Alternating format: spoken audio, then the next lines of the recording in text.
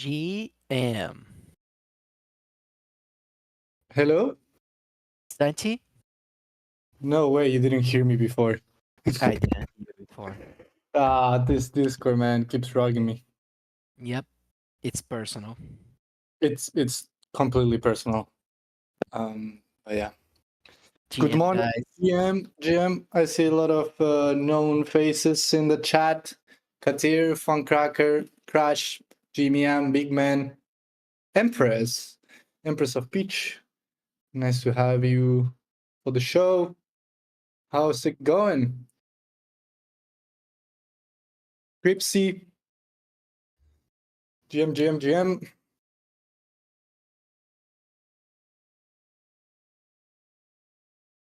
We'll start shortly. We'll get the guys from the econ team shortly on stage.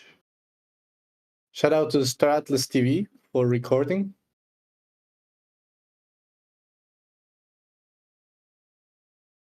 I'm doing well. Thanks for asking, Funcracker. Earther, GM, Sharkbait, NDR, Gianluca Bing, GM, everyone. So good to have you. Ahota, legend. Nice to have you, my friend, in the chat. But yeah, we'll start shortly, guys. We are posting the reminder that we're starting here. But we have some really interesting topics for today on the Econ Forum. I think it's going to be a great event. We're covering a couple things. So from crew numbers, Garrett has prepared some stats for us. We will have the NetAtlas emissions this month, the preliminary NetAtlas emissions this month by Chris. And then I think this is probably what everyone is looking for. We're going to have a discussion about some interesting topics that everyone has been asking, which are the RFRs. Some people were saying RFRs should come back. We miss them. Golden tickets, the ship recipes. So should be a good one. If you're interested in the Stratless economy, for sure this is the event that you should be joining. But yeah, I think we can get started shortly here. Let me introduce, as always, our econ team. So Chris, how are you doing, my friend? If I can unmute, I am doing well. Just got back from a vacation, a nice long vacation. So caught up last week and feeling pretty excited this week. So happy that you were able to rest and see some nice castles as well. Yes. Castles in Belgium and Germany were very cool. I satisfied some childhood dreams. That's awesome. That's nice. And Gareth, how are you doing, my friend, the Econ Ninja? I'm doing well. I was still here while Chris was on vacation, and luckily nothing broke. So nice. Yeah, That's very awesome. well. It's always good when nothing breaks. Always good, man. Yeah, I know. It's great to have us back. We're excited. Another month, another forum. Yeah. These are super viable, so I feel like we should go straight into business, guys. Chris, I don't know if you want to screen share. We gave you the permissions, and you guys feel free to take it away. Oh, if there are any questions, as always, I'll probably interrupt you guys if I see anything in the chat that is related to what you're speaking about, just so you know. All right, let me pull this up. Yeah. The first bit is going to be Gareth, so I'll just control the slides for you, Gareth. Okay, thanks. I don't think I'm able to actually. I could share my. Oh, you're already doing it. All right. Are you able We're to? good. Oh, okay. Yeah, intro. If you aren't familiar already, this is the 4th monthly Star Atlas Economic Forum. The purpose of these meetings, the purpose of these meetings is to just kind of equally and equitably distribute information about the Star Atlas economy, changes, updates, discussion topics, complaints, all these different things. We wanted to create an environment where everybody feels like they have a voice and everybody feels like they have ears, because a lot of times especially if we're answering questions, for example, in like the economics chat or heaven forbid the foundation room chats. That information ends up getting buried and only a handful of people see it. So the whole point of these is to just talk about the last month, interesting facts, interesting figures that we've put together, any events that have happened. For example, this month we're talking about crew, and then open it up for discussion topics at the end. And we've got some juicy discussion topics at the end of this one. But before we get to that, I'll hand it over to Gareth. Thanks, Chris. Chris covered some of the highlights for this month, like airdrop trading of crew and also Atlas emissions. Atlas emissions discussion was started on Twitter, so we're going to shed a bit more light because there was a lot of interest derived from those Twitter posts. So let's jump into crew first. Right. All right. So this figure, I believe, is has been shared on a few Flipside dashboards, but we have it here, and it's the percentage of packs claimed. I know some of you are familiar, well, probably all of you are familiar with the system where if you received an airdrop, you had to claim. So this kind of gives us an idea of how many of the claimed packs actually made it into, or how many of the airdrop packs, actually made it into players' hands. And that number grew dramatically over the start of the period, of the start of the airdrop, and is now kind of stagnated around this 69 to 72% area. So what that means is out of the 1.1 million packs, we're looking at about 750,000 to 800,000 that were actually or made it into players' wallets. Or sorry, 680,000. Oh no, yeah, I was right the first time. Sorry. Mental math. So those numbers stagnating, that just means that secondary supply is essentially tapering off. We've seen a few big days in secondary sales that have just been, people claiming their airdrop rewards, I guess later on. But other than that, secondary supply is tapering off, and that'll tie into our next slide, Chris. Which is where these crew packs are actually going. So we have total crew minted for you guys. This is cumulative. And what this shows us is that about we're approaching 800,000 total crew minted, which is pretty cool. But of that 800,000, we're seeing a big skew towards Starbase, which is the blue line. And then crew minted to wallets is only about 319,000. So that tensor supply that's available is actually much less to be traded. So, and obviously there's going to be transferring in and out of Starbase, but at least in terms of minting, people are more interested at the moment in making their fleets operational, getting their crew counts ready in Starbase for them to be used. So Gareth, this is saying that of the crew that have been claimed, or is this all crew? This is all crew. Yeah, this isn't just So this is somebody bought a pack, somebody got a pack. Somehow they minted that crew. Where did that crew end up? Was it just purely minted? It's held in their wallet, versus was it minted directly to Starbase, which is one of the features available in the crew minting program? Exactly. Yeah. Okay. Yeah. So more crew are in Starbase, have been directly deposited to Starbase than are held in wallets. That's really interesting. Yeah, that's true. And I didn't include the figure in the slideshow, but a large percentage of the claimed packs have been minted. I believe it's in the 90% now. So those claimed packs that are making it through are being minted and are almost fully minted. So that's another interesting fact. But we can move on to the next slide, Chris. Okay. And here's just, I labeled this the slope chart, but what it really is just quantity counts on the day instead of cumulative. So what you can see on the last most recent day here, September 5th, is we're seeing crew minted to wallets increasing quite substantially. Starbase crew remaining pretty steady. Now there is an endpoint issue. Obviously the snapshot was taken midday Eastern Standard, so these numbers are going to increase on the 5th, but as you'll see a bit later with Tensor and later in the slideshow, there's a good reason as to why people are minting their crew to wallets at the moment. But yeah, you'll also see that the slope of packs claimed is 0 today, which I'm sure will increase.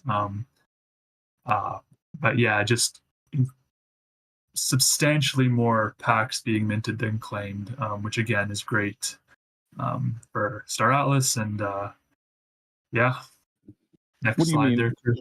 more being minted than claimed? That must mean that there's net buying of, or not net, but there's purchasing of the crew. Yeah, packs are. I was trying to avoid talking about primary sales, but yeah, it just means that people are buying packs, and that's evident in our data. It's kind of implied here, but yeah, there's very fast. I guess you can call it drying up of the well here, or the tap of crew packs being claimed by airdrop recipients, and the only place people now have to buy packs are from Galactic Marketplace through primary. So again, that's great for Star Atlas. Great for great for a number of reasons. But yeah, we can move on. All right. All right. Now these numbers, I believe, are never before seen. I don't believe any of the data runners have come across these numbers through Flipside or their other data platforms, but we have TensorSwap data for you guys. Now, while our data providers Hello Moon create a more sophisticated data stream for us, we've gone ahead, and you'll see a theme in these charts. They're all from Flipside. We've gone ahead and created some charts in Flipside while those streams are being worked on. So what you can see here is crew volume in Sol from the 21st. As you can see, a massive increase. This snapshot was taken at noon Eastern, so September 5th, this could easily double. We're looking at 600 Sol midday, so huge interest in crew right now on Tensor. I believe we're definitely in the top 10. I haven't checked today, but last time I heard we're in top 5. So that's great for the collection. A lot of visibility, a lot of new eyes looking at Star Atlas. So yeah, and I believe that this will continue to rise as long as people remain interested. So this is a great figure. Yeah, it's like sifting through all the characteristics and traits and rarities on Tensor is a game in and of itself. Although I think there might be some issues with the rarities, and that's causing like bots to start sweeping the marketplace. But very interesting. Let's beat out Mad Lads. I don't know how unrealistic that is. There's a big buyer out there right now, a big wallet. I Yeah. don't know what is going on, but pretty interesting to watch. Yeah, we don't know if it's one guy only, but yeah, it's quite interesting.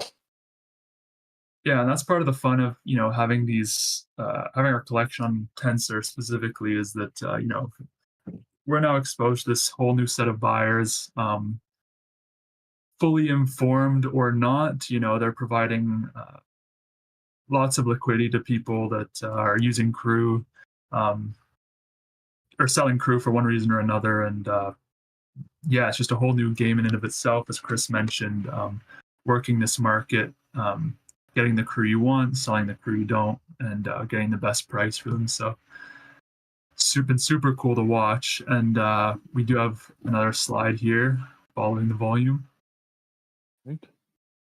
This is crew volume per user. So this can be interpreted in a few ways.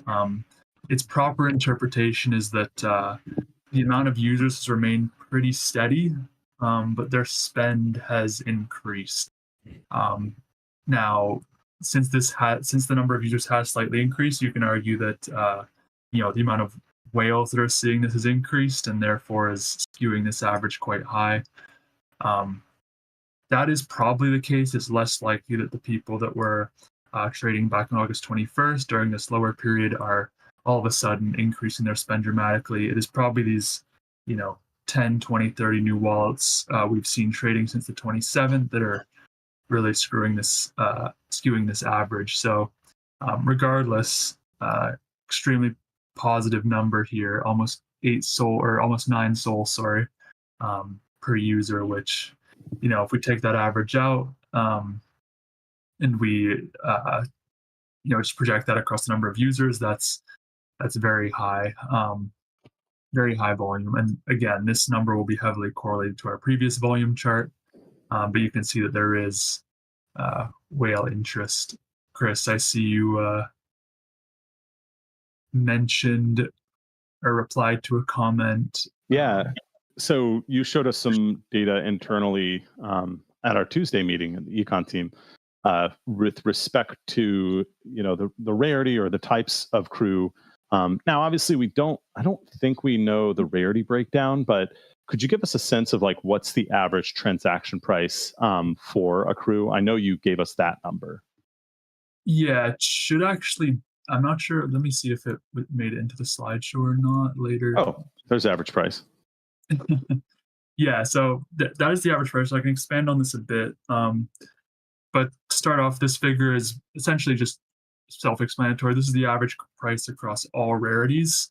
Given the nature of the crew collection being as expansive it is, 7.5 million total, almost 800,000 minted now. The metadata, the amount of data that we have to join to these specific mints is quite expansive. So currently we don't have the breakdown per rarity over time, but you can see those floors fluctuate on Tensor. If you apply the filters and then hover over the filter value for legendary, common, uncommon, so on. But yeah, this average price, and again, September 5th being an endpoint, we'll probably see a larger or higher price today, but very steady. As volume goes up, that distribution can change. Sometimes volume goes up because rarer crew are being purchased, more expensive crew, or volume goes up because there's just more interest in distribution across the entire set of rarities. In this case, you can see, despite volume increasing, averages are remaining pretty steady, which means that interest across the entire collection is growing. Now, if average price was decreasing, on the other hand, that would mean that, there's a much greater increase in interest in the lower common or lower tiers of crew. But stability means interest across the wide range, so that's great. And to expand on that a bit, to get into sort of metadata specific results, I can get into packs minted, but we don't have actually, you can remain on this one for a second, Chris. We don't actually know rarity specific time series data points yet. But yeah, I can provide some insight on the types of packs minted. So as most of you guys probably know, once you go into mint a pack, you can choose to either mint a mud pack, Oni pack, booster pack, or an all of the above pack. Distributions there are pretty heavily skewed towards all. About 35% of you guys are minting the all pack, about 16 or so percent the mud, and then in the 20s for Oni and Ooster. Now, obviously, that has to do with some of the feedback we received, and we expect that to sort of even out over time as we implement that feedback. But faction-wise, that's what we know. Rarity-wise, still a bit in the dark, but we will have that pretty soon as our data providers are working very hard to get that online for us. But yeah, again, if you guys are interested in looking at the floor price of some of these rarities, you can go into Tensor, filter by the traits, and I believe if you hover or click, it'll give you the floor of the specific traits you're looking for. So not as good as time series, but something until maybe next forum where we can, definitely by next forum, we'll have some more metadata specific breakdowns for you with regards to crew. Next slide there, Chris. So this one, this is more of a headline chart. We've seen a few tweets go out, but the other day we actually saw a 5.2 SOL crew sale, which is the biggest yet. Our daily average is hovering around 2.5 to 3 SOL, and those are obviously going to be the rare crew. Didn't actually look at what that sale was, the 5.2. Some of you guys might know, but it's great to see these larger purchases going through. Obviously, Santi, or I forget who mentioned the whale wallets or the bigger buyer, but they're out there, and they're providing liquidity for some of you guys hitting those higher rarity pack pulls, which is great. I suspect in the future we will see, just based on other collections and the rare crews in the collection, we will hopefully see some larger purchases go through for those extremely rare crew members that are currently listed. So super excited about that.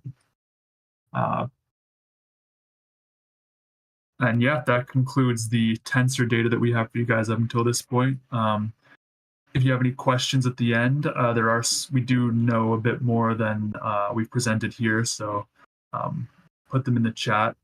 For now, we're going to transition to Chris, who's going to talk about the net Atlas emissions that we've seen such a positive result for last month. So, Chris, all you. Thank you, Gareth, for all of that data. Yeah, to reemphasize, he really had to dig for that data because our data provider has been, it's just been a little bit slow to get the data streams up and running. So all of this data was kind of manually extracted via Flipside. So a much more kind of labor-intensive process. And it's given me time to do a couple of, get back in the swing of things, but also do a few internal analyses, which has been great. One of those things was just kind of my own personal curiosity about net Atlas emissions. Because admittedly, we have some vague idea of how much is locked up each month and some vague idea of how much is emitted each month. But it's really become interesting in the last month or so to see net Atlas emissions actually drop because of some massive locking behavior in the Atlas locker. So really just wanted to explore this question myself, and I thought it was a very, very interesting economic phenomenon. So I wanted to present it. So not going to be anything brand new or mind-boggling here.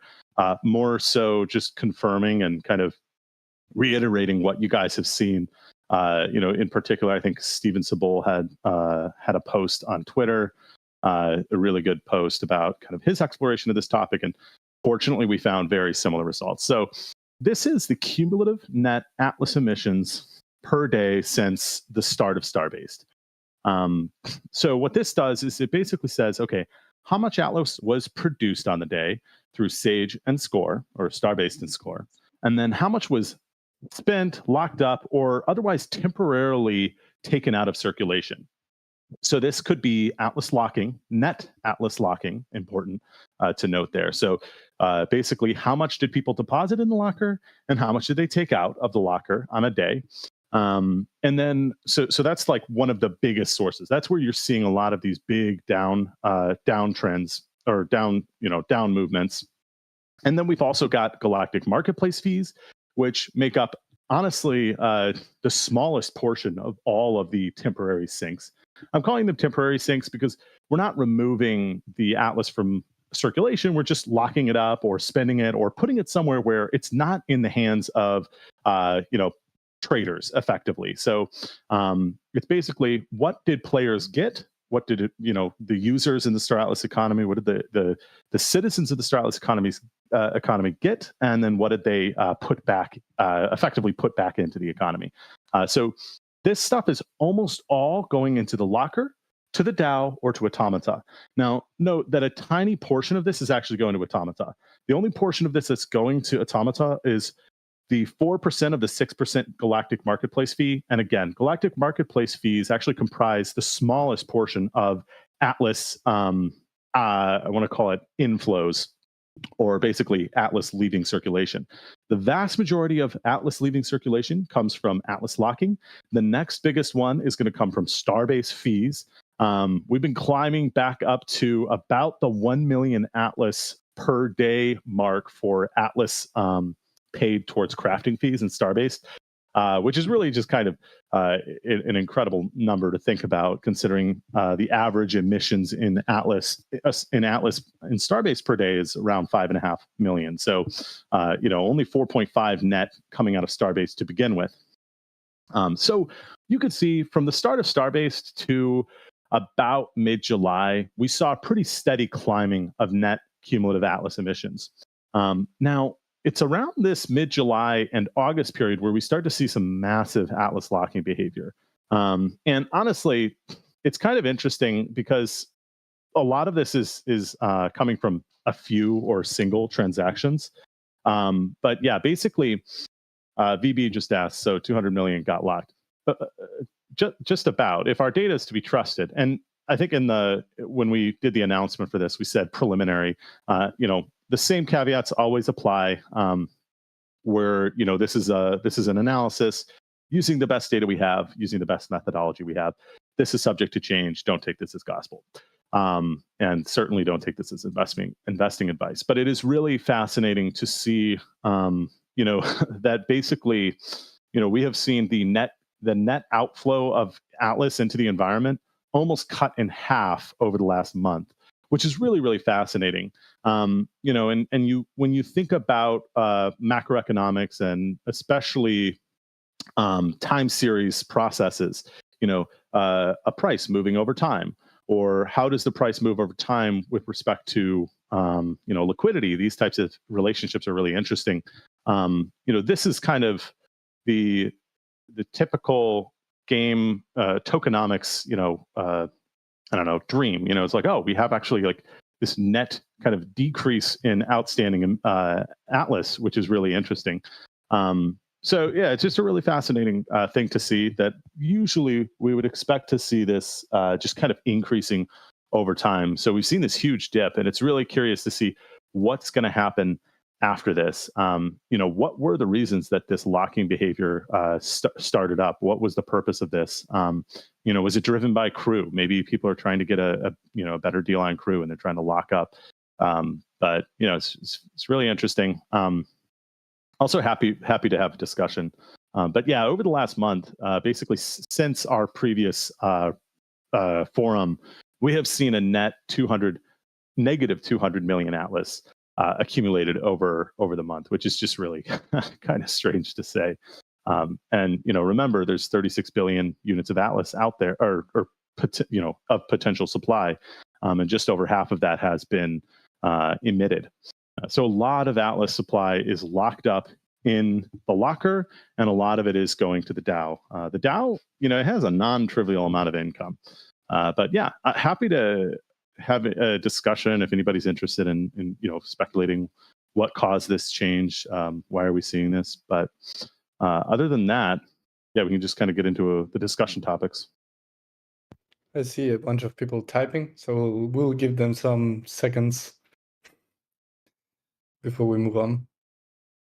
Also, if anyone wants to raise their hands if they have a question, feel free to.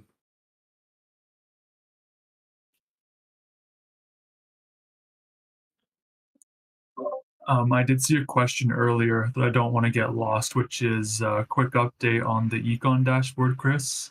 You asked that earlier. Yeah. So, okay. So, real quick before I do that, there are a couple of questions that just came in. I want to address real quick. Sure. Why do value and not quantity of Atlas? Bohemian asks. We do quantity. That's quantity Atlas. So apologies for the intercept here. This title is actually, I apologize. That's the default value. That is literally value of column or value of variable. And the variable is cumulative net Atlas emissions. So I apologize. This is not the market value of Atlas. This is the literal quantity of Atlas. So apologies for that on both of these. This should just say quantity. And then Earther says, but can you elaborate on implications of this Atlas emissions change? So that's a bigger question. So first, I'll address the dashboard. We have the dashboard built. We have an internal dashboard that we use, and it's kind of what we would expect to release to the community for like them to tinker with and take a look at. Basically, just some internal. This is more on the business side of getting our relationship and our subscription with Fabric kind of established, because we'd be going through a Microsoft product called Fabric that has a suite of products. One of those products is Power BI, which is where we're going to host the dashboard. In order to host a public dashboard on Power BI via Fabric, we need to have like an actual relationship with them. And right now we're all on. We're kind of in a temporary testing period. So once we get that relationship established, which, like I said, I really, really want that to be before the end of the year, we should be able to launch that dashboard like the same day. So really just about kind of some internal logistics, making sure we want to make this, transition to this new product and making sure that we have the cash in the right spot. So yeah. Things are moving along. We have all the data we want in a dashboard. It's just about being able to publicly post it in a very, very clean and efficient way using Microsoft Fabric. And then Arthur, more kind of interesting question, but can you elaborate on the implications of this Atlas emissions change? So, you can see that there's this massive kind of decrease in the amount of Atlas that's been in circulation. If we think of that 500 or that 200 million in terms of volume, USD volume, let's multiply by 0.00. Let's be nice to ourselves. We'll just say 0.0018.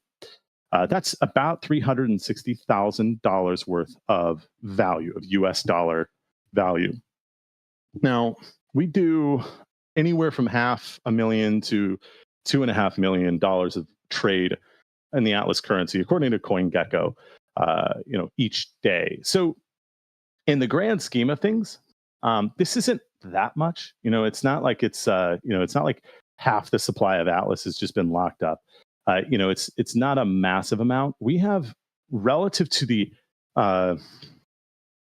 in terms of like our volume that's traded per day as a proportion of the total amount of Atlas that's outstanding, it's a pretty big number. So we have a lot of volume traded each day. And so even though 200 million tokens is quite a lot, it's not a lot in the grand scheme of things. So my professional, opinion is that I don't think this has a whole lot of, this isn't going to have a whole lot of impact on the macro of the Star Atlas ecosystem, but it really does tell us something about, player behavior. And there's obviously some sort of, I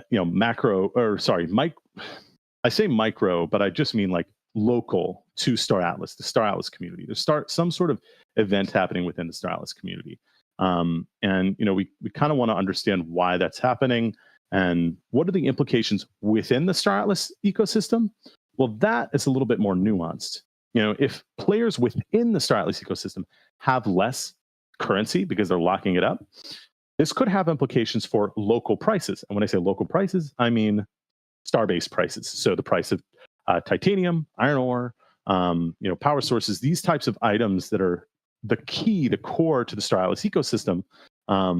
If there's less kind of tokens across the player base or the user base or the, whatever, I always am not sure how people want to be referred. Some people like to be referred to as players. Some people want to be referred to as investors. But the citizens of Star Atlas, that could actually have an impact on prices, on local prices in the marketplace. So the price of everything could, for example, go up because there's less currency between players.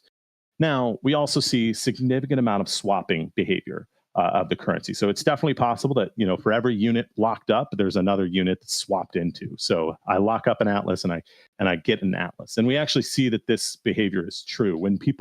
It's very interesting. When people lock, they are also on the same day, for every one Atlas they lock up, they purchase 1/2 of an Atlas on the marketplace, or they swap into a half an Atlas. So for every 2 units locked up, 1 unit is swapped into. So it basically tells you that people are kind of shifting their money around. They're taking Atlas from their account, they're staking it, they're putting it away, and then they're actually filling their account with more Atlas to try and I assume use within the ecosystem. You're purchasing on the Galactic Marketplace, you're buying stuff for the star-based economy. You're buying crew, all these different things. So there's definitely local impacts, huge local considerations. And in fact, we've seen, I haven't checked the actual price data in a little bit, but I believe we've seen steadily climbing in-game prices over the last couple of months for star-based items. And, so that kind of, this story supports that positive price movement. So no, I don't think it has a huge macro impact. This isn't going to be, I don't think that this is going to be something that changes the daily, like the results you're going to see on, if you go over to CoinGecko, but it's definitely going to have an impact on our local economy, within the Star Atlas ecosystem. So sorry, that was a very long-winded answer, Earther. 82 people in audience, by the way. The Conforum is getting the love it deserves.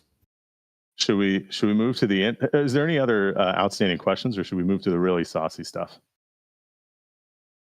I saw some questions about Sage. I don't know if you want to cover that one, or if you have any info on any data on how much investment a new player needs to play Sage net positive.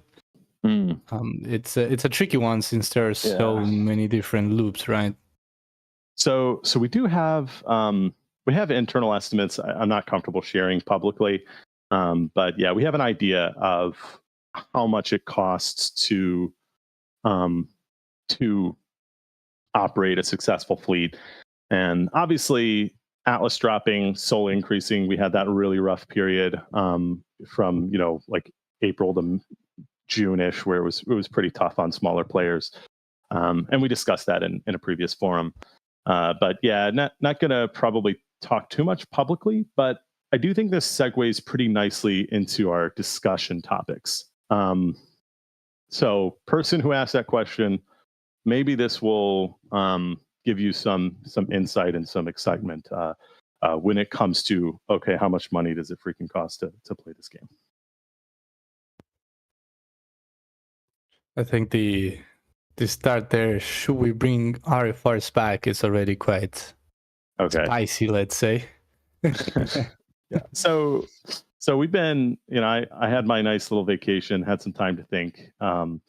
And we've also been sitting on data for a good long while. We've got months and months of data now for Starbased, and I think it's fair to say, without a doubt, we have certainly seen our major, our primary, our most important KPI for Starbased is daily active users, and we saw daily active users pretty much uniformly move. It was like perfectly correlated to the price of Atlas. That price of Atlas drops 10%, user base drops 10%. So we saw users slowly decline. We have since seen that bottom out, and we've seen a little bit of growth. We're sitting at around 1,100 daily active users in Starbased every day.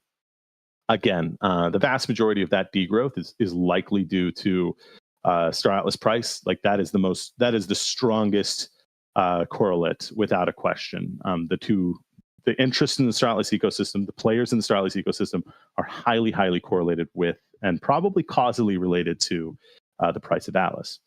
Now, that's not to say there's nothing we can do about it, right? And that's not to say that there aren't like things that we should be doing to try and make things better. And obviously, we've made our fair share of changes. And we have had a few adjustments during the period. We revamped LP in order to scale with the number of star bases that were crafted within the faction. We've done a few things to kind of improve what we believe is improve the system, but there's no denying that there's been some complaints in the community about, hey, this LP thing, while it's interesting, it really feels, I don't know, it feels like you don't have a say in how much you get, right? Let's say I go to work and I work for 9 hours. I kind of expect that I'm going to get whatever my wage is times 9, right? Or if I'm salaried, I expect that I'm going to get this certain amount. Now, this is the logic, right? This is the argument. And with LP, it's not necessarily so cut and dry. Now, over time, it becomes a much more kind of much more consistent. Like we do see consistent amounts of LP deposited every single day. So it's a little easier to estimate. Okay, I think I'm going to make about this much, but there is some dissatisfaction, certainly from smaller players, and I am the last person to, and probably people aren't going to like this. I'm the last person that's going to revamp or change, this economy because of a few, outspoken people. That said, it's a consistent point of contention in the community, and like I kind of alluded to earlier, it's certainly a consistent point of contention in our data.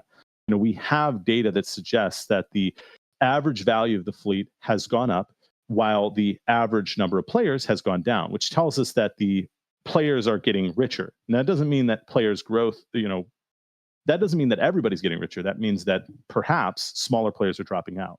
And like I said, with the whole entire, Solana, price going wacko and Atlas dropping over the last over the last quarter or two, we've definitely seen pressure on those smaller players. So that long-winded introduction, how do we try to alleviate some of this pressure, and how do we give the sense to the small players, or just honestly anybody, again, that okay, I have this alternative.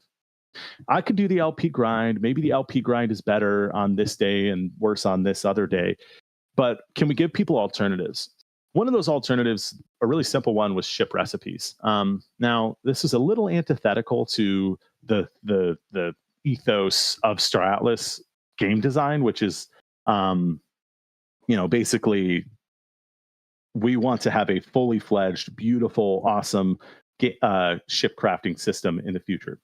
We're not there yet, so we have a way to have effectively ship crafting. We call it ship redemptions, so as to not kind of confuse the future system. But so that was one thing that we added. We had the Calico Max Hog and we had the Thimble Mamba X as two recipes you could craft. Now, even those ones, we did see a diverse group of people crafting those, which I was very happy about. We didn't see, for example, the same 10 wallets crafting the same, ships over and over and over and over again. We kept seeing the people crafting those ships, the diversity kept increasing. There were more players with varying sizes of fleets, which was great. So those recipes introduced a new way to kind of earn in the game and to produce in the game. But still, LP and ship recipes are still kind of limited. Also, for the most part, what we see is ship recipes are actually just leading to people reinvesting in their fleet. So I craft a new Calico Max Hog. I'm just putting that back into my fleet. I'm not necessarily selling that on the marketplace. So the idea is okay, well, are there any other mechanics that we can do to introduce alternative ways to earn Atlas? And we already have it, and it's RFR. So the idea is, and this is we're kind of theory crafting, going back and forth, but the idea is potentially to reintroduce RFRs, and not just RFRs, but multiple RFR recipes. So these would be of varying accessibility points. So maybe a really simple RFR recipe and a more complex RFR recipe. And what this does is, by varying the so-called ROI on the simple RFR versus the complex RFR, we can make it so that players that have smaller fleets are more interested in or more capable of producing the smaller recipe, and then those with more complex fleets are incentivized to produce the more complex RFR recipes. And the important part to note here is that this is not in substitution of LP. This is in addition to LP. And the idea is, we have this very vibrant, robust ecosystem or economy. Why wouldn't we have a diverse, robust set of ways to earn? So the idea is, okay, we can keep LP, we can add in RFRs, we can have multiple RFR recipes. And not only will this create a much more interesting strategy space for the players, it'll also introduce a potentially shifting meta, which is ultimately what I want. I want people to have to be, thinking and adjusting, and I want the most savvy strategic players to be able to kind of gain an edge over their constituents. So the idea is, Joe shows up into the environment one day and he says, well, okay, I can go and I can get LP and it's roughly worth about this much Atlas, or I can go and I could craft this RFR. Given how much activity there is in LP, I'm actually going to go craft this RFR. And then the next day they say, gee whiz, LP is actually kind of worth a lot because people are crafting RFRs. And so there's kind of this interesting back and forth, or at least I hope there will be this interesting back and forth. It will admittedly require quite a bit of balancing nuance. So, fair warning, if we do introduce this new mechanism, this multiple RFRs mechanism, we will be balancing the shit out of this. We'll have to be, we'll be balancing it so that we can try to make it satisfy our objective, which is give an interesting, satisfying, and rewarding decision for smaller players just as much as those bigger players have. So that's kind of the idea. And then obviously ship recipes is just like, okay, maybe we add more ship recipes, or at least refill the Calico and the Mamba recipes. So yeah, that's the idea. This is something that's been in the back of my head for quite some time. Kind of wanted to get the community's vibe on it. And yeah, I don't know. I'm sure I haven't looked at the chat in a long time, but I've seen a lot of messages come through. I just posted, Chris, a poll so people go vote. Would you like to see RFRs back? I'm curious. We're curious to hear the thoughts of people out here. But there are a bunch of comments, Chris, out there. Some love, some people saying crew should be working first. Of course, that's coming soon. More things to do in Sage is always good. BB says that's true. I see Groove saying RFRs exactly like they were. No, he wouldn't like to see it, but he would like to see RFRs adjusted for the current state, which I do believe that's what you were saying, Chris, with the two different types. Yeah. I mean, I think the old recipe was very attractive and it was very interesting, but perhaps at times felt a little bit unsustainable. I mean, I think we're running pretty hot there for a while. Now that said, without score emissions, we're running much lower than we were for a while. And the hope is that lower Atlas emissions in the long term, are gonna lead to good price support. But at the end of the day, you guys are using this currency like crazy. You're locking it up, you're spending it, you're doing stuff with it. It's not just this it's not just this thing that people sit on. It's something that people use. So, I think I've learned a lot, after pretty much we're going on almost 1 year of Sage. I've learned a lot since, running the Sage economy. And one of those things is that, sustainability, this is going to sound, somebody's going to get this recording, but sustainability is important, and it is. But player satisfaction, player interest, and player engagement is even more important. Now, that's not to say that we're just going to throw sustainability out the door, but if you have the most sustainable, perfect game economy in the world, and you've got 100 players, it's not really worth anything. You loosen it up a little bit, you make it a little bit more crazy, and you get 10,000 players. Well, it's much better, in my opinion. It might be a little bit more hot, a little bit more variation, but if anybody's looking at the charts for Starbased, they are all very flat, which is good for stability, but not very interesting. So we're just kind of mixing it up a little bit, and definitely we're going to. I mentioned multiple RFR recipes. This would definitely be. This would not be the same recipe, not be the same exact methodology that we used before. And I'm not going to promise that we're going to have that it's going to be the same kind of ROI, so to speak. It will probably, because we are in a much more kind of forward-looking, much more sustainable, secure kind of place. It'll probably be worse if I had to guess, but remember, worse is relative to the value of the ecosystem. So, it might be worse today, and it might be better the next day.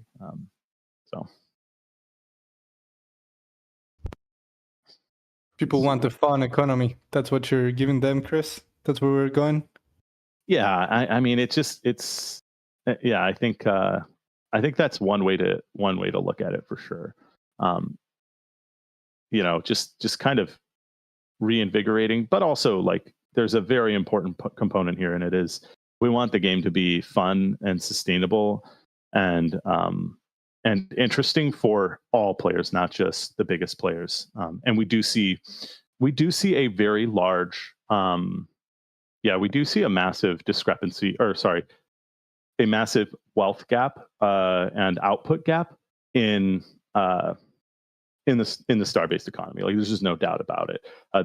There's more, if you want to say, like, production inequality in star-based than there was in Score, for example. And it's because in Score there was the ability to have a fleet of like 3 air bikes, and that was fine. In this game, it's not necessarily the case. So the idea is we really want to try and make that possible again. People are suggesting some things like weekly RFR recipes.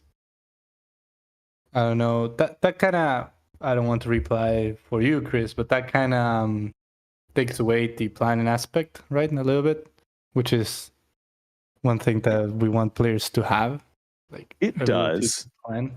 It does, but I mean, to me, from my perspective, it adds a lot of variety to the game. Like, you could imagine a world where, like, we know one of the coolest things about Star Atlas, and we're going to all see this at the summit, or at Breakpoint.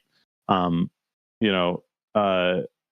of the coolest things about Star Atlas is that there are not, like, you could potentially make a living off of Star Atlas, not just by playing the game, but by participating in,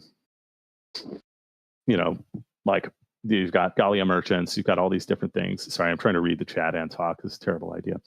But my point is, it's an ecosystem that goes far beyond just the simple, just the game economy. There's all sorts of different careers and paths that people can take. One of those might be, let's say there's a weekly redemption recipe or a weekly RFR, shakeup. Every single week we release a set of 5 new RFRs. I actually really like that because A, it adds a ton of variety to the game. B, as I was alluding to previously, it could introduce an entirely new profession to the game of recipe runners, people who go out and calculate, okay, here's the best way to achieve this thing. Maybe it's a subscription service. Hey, pay me $5 a month and I'll give you my feed that tells you what's the best combination, where should you go, how should you optimize this this recipe.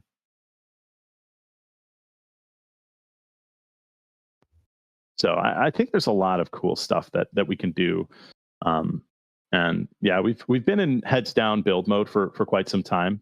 But I think we're in a pretty good position now to shake things up, and that's a little bit why we're having this discussion today.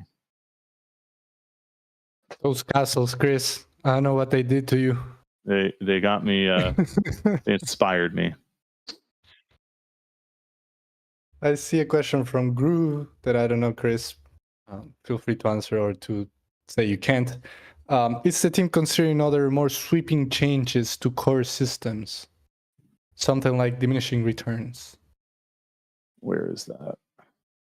It's a little bit above in the chat. Groove posted it.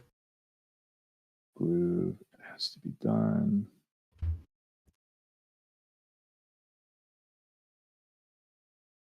Sorry, can you repeat it? Yes, sir. Is the team considering other more sweeping changes to some core systems? For example, diminishing returns. Oh, okay. So to address the example, probably not. I actually did kind of an internal analysis of the Pixels economy, and one of the biggest issues that I found with that economy is it incentivizes duplicate behavior, or at least like account duplication, because it has a very strict diminishing return. So like you have a limited amount of output that you can produce on a single day on a single account. And so what this does is it just kind of has this undesirable effect of forcing people to make multiple accounts, right? Like if let's say after 3 hours of playing, I am getting 10% of what I was when I first started playing, I'm just going to start a new account, right? I'm just going to have like 20 different accounts that I'm running all day long. And while, yeah, that would like artificially inflate our DAU, that's not a desirable effect. But to address the broader question, is the team considering other more sweeping changes to the core systems? No, I wouldn't say so. I think we've got a pretty good kind of, we've got a good playground here. We've got a nice little sandbox where we have a lot of variety, or we have a lot of flexibility. So no major changes planned beyond RFRs. Cool. Let's see. I see a couple questions in the chat. How you feel about tier crafting? Each lesser tier will be required for the next tier. I feel when we start crafting modules and ships, it will just dilute the current market further and further. Start crafting modules and ships. Yeah, so I think this is regarding ship crafting and not so much the RFRs.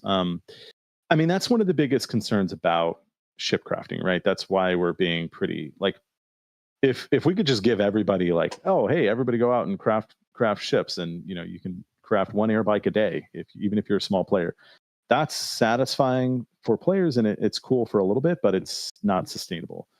So that's why we had a limited run of the craftable ships, and we kind of cut them off after a certain quantity.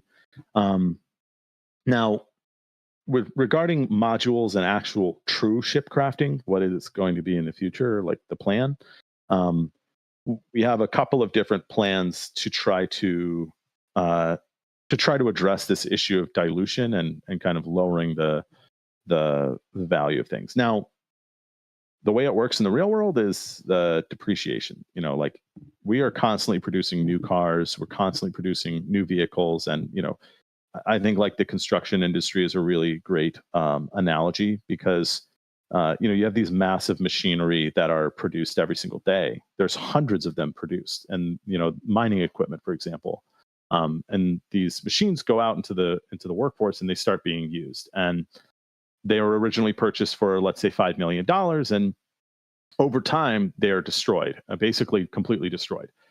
You produce parts to try and replace parts that break, but eventually the machine will break down. After 25, 30 years, that mining equipment is no more. So that's depreciation, and that's why we in the real world we have this depreciation. We're fighting against this natural force.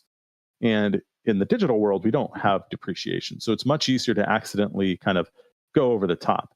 In the real world, if we ever hit a point where we're producing too much and we have kind of this dilution, we consider that actually a good thing, because prices go down and more people can have more nice stuff. So we definitely want to find a balance. There's a balance between way too hard, basically like a, hey, you can't produce this unless another one has been destroyed, and hey, you can produce as much as you want, as quickly as you want.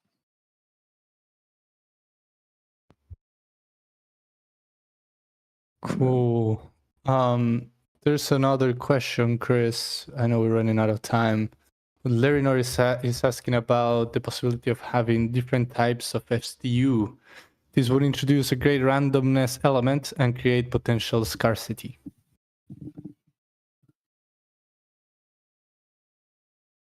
Larinor, what about a different type? Yeah, so different types of SDUs are very interesting. I mean, I really love that idea, and it's something we've tossed around internally. Won't say much more on it, but yeah, it's a really interesting idea. Cool. That's nice. That's a good reply.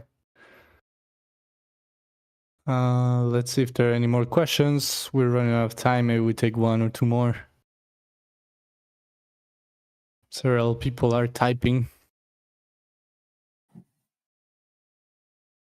Yeah, Jose responded to PG, but yeah, the discussion we're having has really nothing to do with Fleet Command. Fleet Command is just trying to get to parity with the current state of Sage. So not really too much relationship there.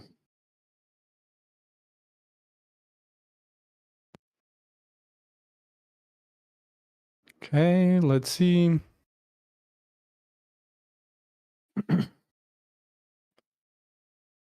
There's a question of when. I don't think Chris will be able to answer that one. I mean, realistically, like from purely like what's the lift, this is something that could be done as early as tomorrow, right? Like we're literally just adding additional recipes, which is something we can trivially, implement. This is, however, going to be a very big economic undertaking. We want to make sure we do it the right way. We did golden tickets. We did RFRs. We switched from RFRs to LP. We switched from unlimited R4 from the DAO, to a player-driven claim stakes economy. We've done these big transitions before, and they've always gone pretty well. But they take a lot of time and planning. So that's really going to be the limiting factor, is just how confident are we. But yeah, it seems like people are a pretty big fan of the idea, and we've had pretty good positive reception to the idea internally. So don't see any reason why it wouldn't be something we would want to implement. Cool. Well, I think we're good to close. We got to the hour mark here. I saw a question about if this is recorded, and yeah, of course. Shout out to Star Atlas TV. They are recording and they are posting it on YouTube. I think it's live already. So I appreciate you as always, VB and Star Atlas TV. And Chris, anything, Gareth, you would like to say before we close here? I think I've talked more than enough. Yeah, thanks for everyone for tuning in.